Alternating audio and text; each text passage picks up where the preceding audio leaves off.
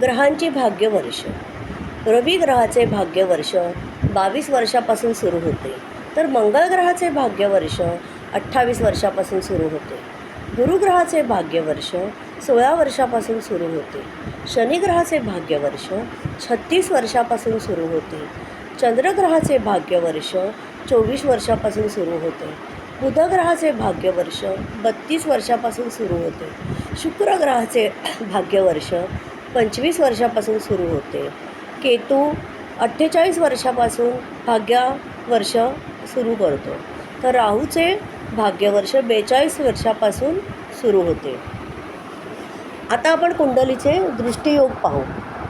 कुंडलीतील प्रत्येक ग्रहाला दृष्ट्या असतात, परंतु सर्व ग्रहांना सप्तमदृष्टी ही असतेच असते.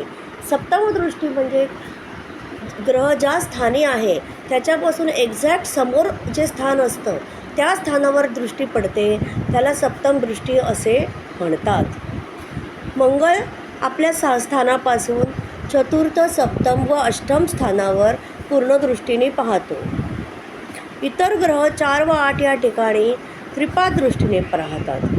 मंगळाची चौथी दृष्टी, 8वी दृष्टी तीव्र परिणाम करणारी असते. मंगळ 8व्या दृष्टीने ज्या स्थानावर बघतो त्या स्थानाचे नुकसान करतो.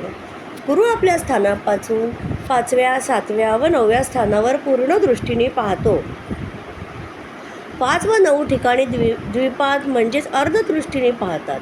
त्याचे फळ 50% मिळते. गुरु ज्या स्थानात असतो त्या स्थानाची फळे शुभत्वाने वृद्धिगत करत नाही, परंतु दृष्टीने ज्या स्थानावर पाहतो त्या स्थानाची शुभ फलिते वाढवितो. त्यातील ग्रहांची शुभ फलिते सुद्धा वाढतात. शनी आपल्या स्थानापासून तृतीय, सप्तम व दशम स्थानावर पूर्ण दृष्टीने पाहतो. इतर सर्व ग्रह 3 व 10 या ठिकाणी एकपाद दृष्टीने पाहतात व त्याचे फळ 25% मिळते. शनीची 10वी दृष्टी वक्र दृष्टी मानली जाते आणि ती जास्त अशुभ परिणाम करणारी असते. राहू केतू हे वास्तविक ग्रह नाही, तर ते पातबिंदू आहेत. 5, 7, 9, 12 या स्थानी पूर्ण दृष्टी, 2 आणि 10 या ठिकाणी द्विपाद, 3 व 6 या स्थानी त्यांची एकपाद दृष्टी असते. ते स्वगृही अंध असतात, परंतु राहू केतू हे छेदन बिंदू आहेत, छायाग्रह आहेत. म्हणून काही ज्योतिषांच्या मते शारीरिक अस्तित्व नसलेले ग्रह, स्वयंप्रकाशी नसलेले ग्रह दृष्टीने परिणाम करत नाहीत. त्यांच्या दृष्टीचा परिणाम हा मानसिक पातळीवर जास्त होतो. राहू केतूच्या दृष्टीबाबत स्वानुभव श्रेष्ठ मानावा. आता आपण ग्रहांचे योग कसे मोजायचे ते पाहूया. एका राशीत अनेक ग्रह असले म्हणजे त्यांची युती असते. एकापासून 12व्या व 12व्यापासून दुसरा या योगास द्विद्वादर्शक योग असे म्हणतात. एकापासून 3रा व 3ऱ्यापासून 11व्या योगास लाभयोग असे म्हणतात. एकापासून 4था व 4थ्यापासून 10वा यास केंद्रयोग असे म्हणतात.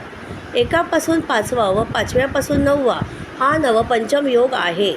एकापासून 6वा व 6व्यापासून 8वा हा षडाष्टक योग होतो. एकापासून 7वा व 7व्यापासून 7वा हा प्रतियोग असतो.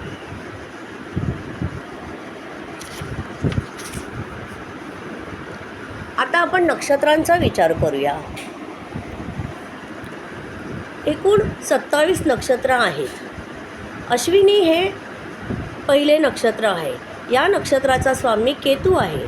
उतावळा, ध्येयासक्त, प्रवासप्रिय, ईश्वरभक्त, गूढविद्येची आवड, विषयसुख, संतती, कष्टदायक, मंत्रतंत्र जाणणारा, चतुर, कुशल गृहिणी, स्वच्छ व्यवहार, महत्त्वाकांक्षी, दुराभिमानी, कटुवचनांची, धार्मिक पण डोळस, अलंकार तथा नवनवीन कपड्यांची शौकीन, वैवाहिक सुखास मात्र अशुभ.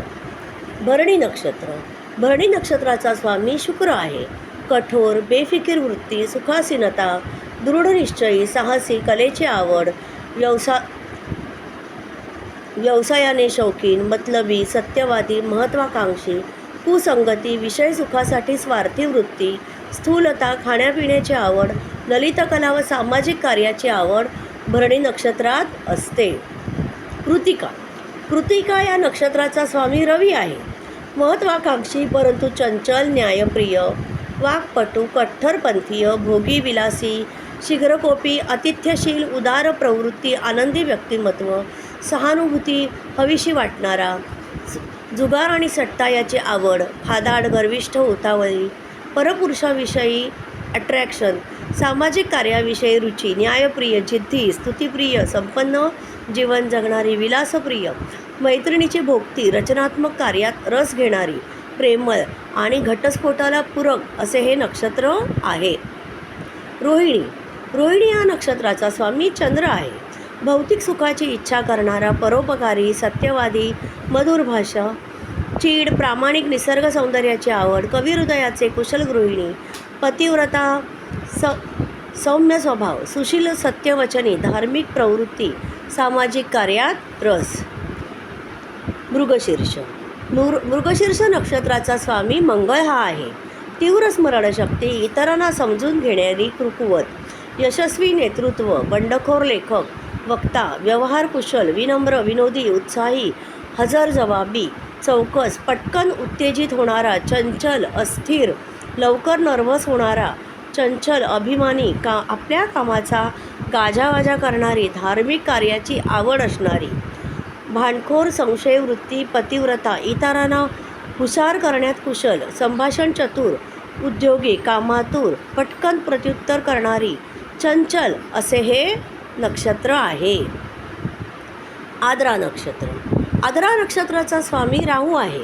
निष्कपटी, मधुरभाषी, प्रखर बुद्धिमत्ता, चारित्र्य चांगले, अभ्यासू, संशोधक वृत्ती, खोटे बोलणारा, दुसऱ्याचे दोष काढणारा, धीट बुद्धी, विनोदबुद्धी, दुसऱ्याच्या स्वभावाचा अंदाज घेण्यात कुशल. पुनर्वसू. पुनर्वसू नक्षत्राचा स्वामी गुरु हा आहे. विचारी, संतोषी, संयमी, सदाचरणी, आळशी, धार्मिक प्रवृत्ती, स्वाभिमानी, सामाजिक कार्यात रुची, दिव्य ज्ञान असणारा, कल्पनाशक्ती चांगली, प्रामाणिक, क्षमाशील, परोपकारी, न्यायप्रिय, सुशील, व्यवहार कुशल, उत्तम स्मरणशक्ती, भावनाप्रधान, समाधानी, धर्माबद्दल आस्था, सौंदर्याची उपासना, योग्य निर्णय घेण्याची क्षमता, तत्त्वज्ञानी आणि विश्वसनीय. पुष्य नक्षत्र. पुष्य नक्षत्राचा स्वामी शनी हा आहे. स्पष्ट वक्ता, स्तुती व प्रवासप्रिय, कठीण परिस्थितीवर मात करण्याची हिंमत, धर्मरक्षक, काटकसरी, गृहिणी, शांत स्वभाव, बुद्धिमान, उदार प्रवृत्ती, धनसंचयाची आवड, धार्मिक. आश्लेषा नक्षत्र. या नक्षत्राचा स्वामी बुध हा आहे. भिन्नलिंगी, आकर्षण, छलकपटी, खाण्यापिण्याविषयी आवड, आळशी, परिवर्तनशील व विनोदी स्वभाव, चंचल, कठोर परीक्षण, हट्टी, क्रोध, वादविवादपटू, कामासक्त. मघा नक्षत्र. या नक्षत्राचा स्वामी केतू हा आहे. परोपकारी, निष्कपटी, कठोर वचन बोलणारे, ईश्वरभक्त, संशयी वृत्ती, वादविवाद पटू, सेवाभावी, पतिव्रता, उद्योगी, संशयी वृत्ती, कार्यक्षम, अधिकारी, स्वहित जपणारी, तापट. पूर्वा फाल्गुनी. या नक्षत्राचा स्वामी शुक्र हा ग्रह आहे. सत्यवादी, प्रामाणिक, सावध वृत्ती, विनोदाची आवड, विश्वासपात्र, संगीतप्रेमी, नम्रतेने बोलणारा, परदेश प्रवासाची आवड, स्त्रियांविषयी आपुलकी, चंचल, मधुर भाषा, स्वहित जपणारी, नवीन फॅशनची आवड, शारीरिक कष्ट करणारी, कथालेखन, कविता यात रुची, दुसऱ्यास मदत करणारी. पूर्वा फाल्गुनी. उत्तरा नक्षत्र स्वामी रवी. बुद्धिमान परंतु रूपाभिमानी, धनवान, दानी, एकांतप्रिय, कला प्रेमी, योग्य निर्णय घेणारी, भविष्यात डोकावण्याची कला, व्यापारी वृत्ती, संशोधक प्रवृत्ती, संभाषण चतुर, प्रामाणिक, कुशाग्र, स्वावलंबी, सुगृहिणी, व्यवहार कुशल, समाजकार्यात यश, एकांतप्रिय, पतिव्रता, विद्याभिलासी, सत्यवादी, सरळ मनाची, गणितात निपुण. हस्त नक्षत्र. या नक्षत्राचा स्वामी चंद्र हा ग्रह आहे. कर्मयोगी, परोपकारी, धार्मिक कार्याची आवड, निष्काळजी, वाचाळ, क्वचित ढोंगी व आखडू, व्यसनी, शीघ्र क्षमा करणारी परंतु कठोर हृदयी, सर्वांशी जमवून घेणारी, उद्योगी, क्वचित लबाड व दुराभिमानी. चित्रा. चित्रा नक्षत्राचा स्वामी मंगळ हा ग्रह आहे. साहसी, विषयासक्त, कलाप्रिय, महत्त्वाकांक्षी, संगीताची आवड, वाक्पटू, उत्तम बातमीदार, विरुद्धलिंगी, आकर्षक, दुसऱ्यांना प्रेरणा देणारी, उच्चाभिलाषी. शृंगाराची आवड, मनकवडी, सरळ मनाचा, आदर्शवादी, संगीतावर प्रेम करणारा, चारित्र्यवान, अलंकारप्रिय. सामाजिक कार्याची आवड, कला व साहित्यात रुची, भिन्नलिंगी आकर्षण, कला कौशल्याची आवड, लोकांतप्रिय असणारी. स्वाती नक्षत्र. या नक्षत्राचा स्वामी राहू हा ग्रह आहे. संवेदनशील, स्पष्टवक्ता, क्वचित अडखळत बोलणारा, बुद्धिमान, अंतस्फूर्ती, भविष्यवेता, सहानुभूती दाखवणारा, पटकन रुसणारा, भावनाशील, तर्क करण्यात निपुण, स्पष्टवक्ती, चतुर, ईर्ष्या करणारा. सामाजिक कार्याची आवड, अधिकार गाजवणारी, स्वप्नाळू, भिन्न लिंगाबाबत संकोची वृत्ती. विशाखा नक्षत्र. स्वामी गुरु.